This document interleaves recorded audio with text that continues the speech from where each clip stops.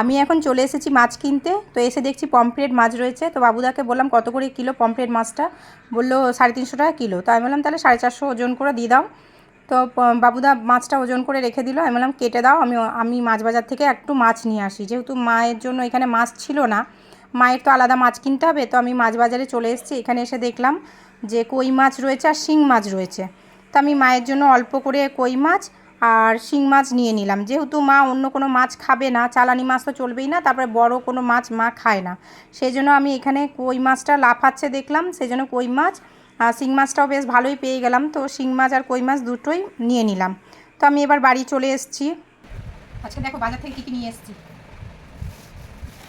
এই যে পমফ্রেট মাছ নিয়ে এসেছি। বাজারে ঘুরে ঘুরে মাছ আনা, বাজার করা যে কি কষ্ট।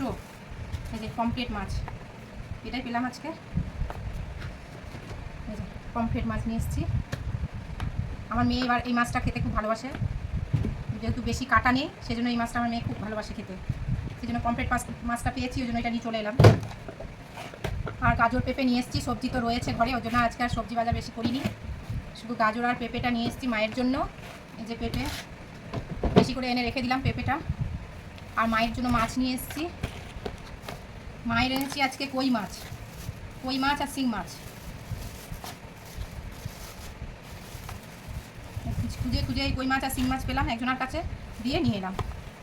এই যে মা এখন এই প্যাকেটগুলো ফেলবে, কী করবা, রেখে দিচ্ছি, পরে ফেলবো। হ্যাঁ